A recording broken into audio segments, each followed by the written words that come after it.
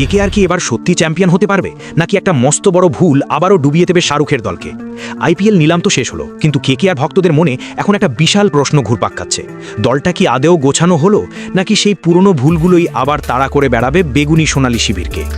আজ এই ভিডিওতে আমরা কেকেআরের নতুন টিমের নাড়ি ভুড়ি অপারেশন করব। কেন বলা হচ্ছে এই টিমটা চ্যাম্পিয়ন হওয়ার যোগ্য, আবার কেনই বা একটা দুর্বলতা কেকেআরের কপালে চিন্তার ভাঁজ ফেলছে, সবটা জানাবো। পুরো ভিডিওটা মন দিয়ে দেখো, কারণ মাঝপথে কেকেআরের এমন এক সিক্রেট প্ল্যান ফাঁস করব যা শুনলে তোমরা চমকে যাবে। দেখো ভাই, যে কোনো টিমের নিলাম সাকসেসফুল হয়েছে কিনা সেটা বুঝতে গেলে আমাদের কয়েকটা জিনিস দেখতে হয়। তাদের কি কি দরকার ছিল, তারা কি কি পেল, আর যেগুলো পেল সেগুলো আদেও কাজের কিনা। কেকেআর গতবার তাদের চ্যাম্পিয়ন টিমের অনেক স্তম্ভকে রিলিজ করে দিয়েছিল, তাই তাদের ঝুলি ভরার দরকার ছিল অনেক বড় বড় নাম দিয়ে। প্রথমেই আসা যাক উইকেট কিপার সমস্যায়।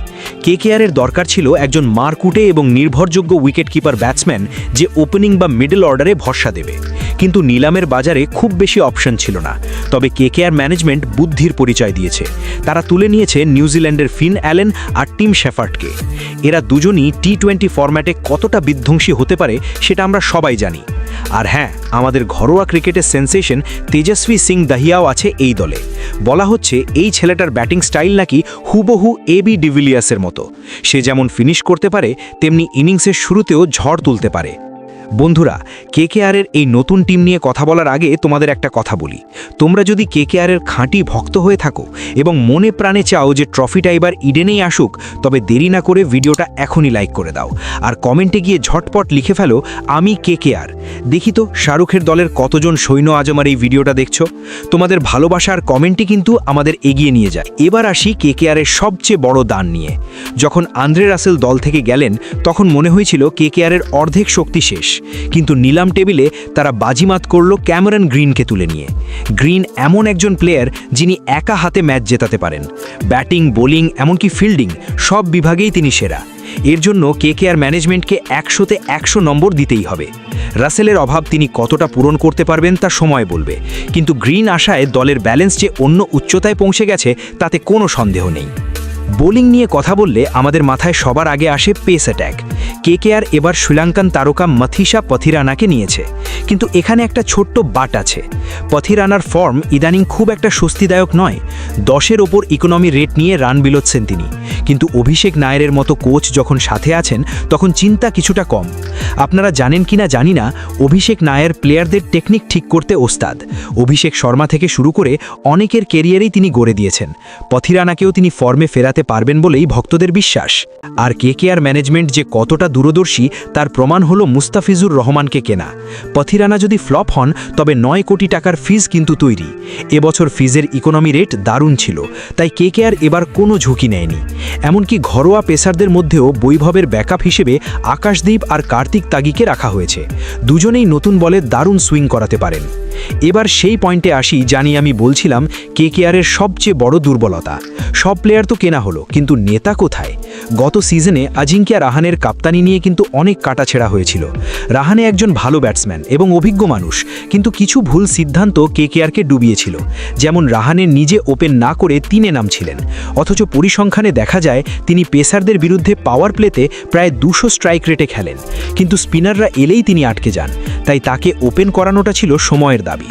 তার ওপর সুনীল নারিন যখন বারবার ওপেনিংয়ে ফ্লপ হচ্ছিলেন, তখনও কেন তাকে সরানো হয়নি সেই প্রশ্নও থেকে গেছে।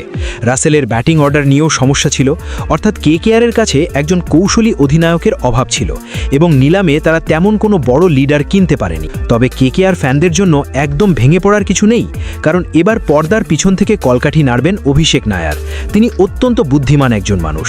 শোনা যাচ্ছে তিনি এসেই প্রথম যে কাজটা করেছেন তা হলো ওপেনিং জুটি ঠিক করা। নারিনকে সম্ভবত আর ওপেনিংয়ে দেখা যাবে না। অভিষেক নায়ারের প্ল্যান হলো আজিঙ্কিয়া রাহানে আর টিম শেফার্ডকে দিয়ে ওপেন করানো। এতে করে পাওয়ার প্লের সমস্যা মিটে যাবে, কারণ দুজনেই পেস বোলিংটা খুব ভালো খেলেন। চলুন এবার একটু ভেবে দেখি কেকেআরের প্রথম একাদশ কেমন হতে পারে। আমার হিসেব মতো ওপেনিংয়ে রাহানে আর টিম শেফার্ড, 3 নম্বরে নামবেন দলের বড় ভরসা ক্যামেরন গ্রিন, এরপর 4-এ রমনদীপ সিং বা অঙ্গাকৃষ রঘুবংশীর মধ্যে একজন, 5 ও 6-এ রিঙ্কু সিং ও তেজস্বী দাহিয়া, এরপর 7 নম্বরে মিস্ট্রি স্পিনার সুনীল নারিন, 8 নম্বরে নামবেন অনুকূল রায় বা কোনো অলরাউন্ডার, আর বোলিং অ্যাটাকে থাকবেন হর্ষিত রানা, বৈভব আরোরা, বারুণ চক্রবর্তী আর পথিরানা। যদি কেকেআর ফিনিশিংয়ে আরও জোর দিতে চায় তবে তারা রোভমান পাওয়েলকে খেলাতে পারে। সেক্ষেত্রে শেফার্ডকে বসিয়ে দেশি উইকেটকিপার তেজস্বীকে গ্লাভস হাতে নিতে হবে। কেকেআরের বেঞ্চ কিন্তু এবার অনেক বেশি শক্তিশালী। তাদের কাছে আকাশদীপ, উমরান মালিক এবং ফিন অ্যালেনের মতো ব্যাকআপ তৈরি আছে। সবশেষে এটাই বলবো, কেকেআর এবার একটা চ্যাম্পিয়ন টিম বানাতে পেরেছে, কারণ তাদের সব প্লেয়ারের যোগ্য ব্যাকআপ আছে। যদি অভিষেক নায়ার মাঠের বাইরের সিদ্ধান্তগুলো ঠিকঠাক নিতে পারেন আর রাহানে তার ব্যাটিং ও ফিল্ড প্লেসিংয়ে একটু পরিবর্তন আনেন, তবে 2025 সালের আইপিএল ট্রফিটা ইডেন গার্ডেন্সেই আসবে। এই টিমের প্লে অফে যাওয়ার ক্ষমতা 100 ভাগ। বন্ধুরা, তোমাদের কি মনে হয়, এই টিম নিয়ে কি কেকেআর আবারও ইতিহাস গড়তে পারবে, নাকি অধিনায়কের দুর্বলতা তাদের পথে বাধা হয়ে দাঁড়াবে? তোমাদের সেরা প্লেয়িং 11 কোনটা? নিচে কমেন্ট করে অবশ্যই জানাও। ভিডিওটা ভালো লাগলে সবার সাথে শেয়ার করো। আজকের মতো এটুকুই। দেখা হচ্ছে নতুন কোনো ভিডিওতে নতুন আপডেট নিয়ে। ভালো থেকো, সুস্থ থেকো। ধন্যবাদ। জয় হিন্দ।